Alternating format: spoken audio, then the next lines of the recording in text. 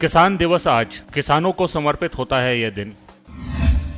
पूर्व प्रधानमंत्री चौधरी चरण सिंह का जन्मदिन भी मनाया जाता है।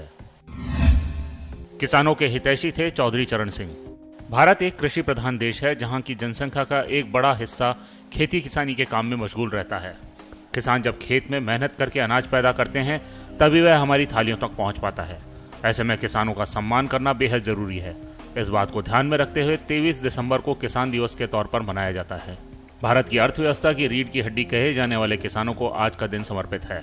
आज ही भारत के पूर्व प्रधानमंत्री चौधरी चरण सिंह का जन्मदिन भी है, जो किसानों के हितैषी थे और उनके सम्मान में ही आज के दिन को किसान दिवस के रूप में मनाया जाता है।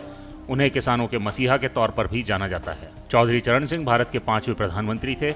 हालांकि उनका कार्यकाल ज्यादा दिनों का नहीं था। वह 28 जुलाई 1989 से 14 जनवरी 1980 तक भारत के प्रधानमंत्री रहे थे। उनका जन्म उत्तर प्रदेश के हापुड़ जिले में 23 दिसंबर 1902 को हुआ था। अपने प्रधानमंत्री कार्यकाल के दौरान उन्होंने किसानों की दशा सुधारने के लिए कई नीतियां बनाई।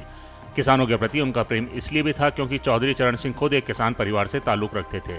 वह उनकी समस्याओं को अच्छी तरह से समझते थे। यहाँ से ली शिक्षा।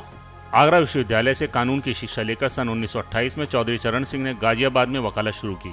वकालत जैसे व्यावसायिक पेशे में ही चौधरी चरण सिंह उन्हीं के मुकदमों को स्वीकार करते थे जिनमें मुवक्किल का पक्ष न्यायपूर्ण होता था।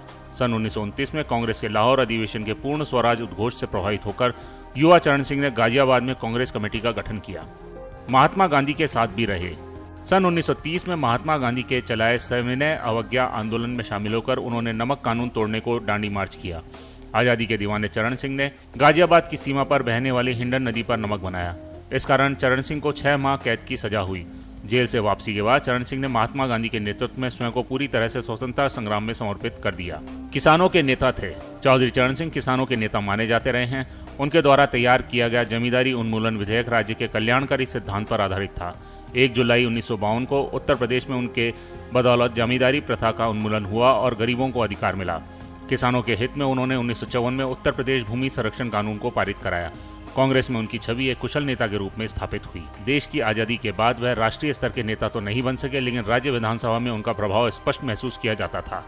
आजादी के बाद 1952, 62 और 67 में हुए चुनाव में चौधरी चरण सिंह राज्य विधानसभा के लिए फिर चुने गए। किसानों के लिए लाए कई पॉलिसीज।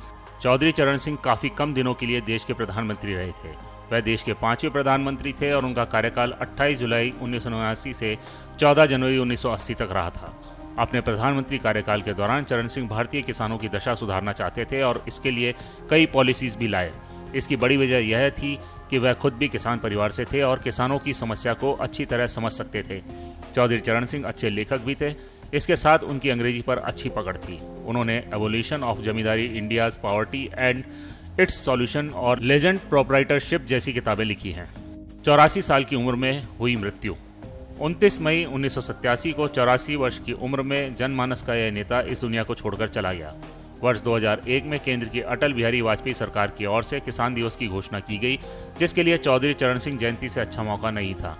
उनके किए कार्यों को ध्यान में रखते हुए 23 दिसंबर को भारतीय किसान दिवस की घोषणा की गई। तभी से देश में प्रतिवर्ष किसान दिवस के रूप में मनाया जाता है। ब्यूरो रिपोर्ट, पत्रिका टीवी।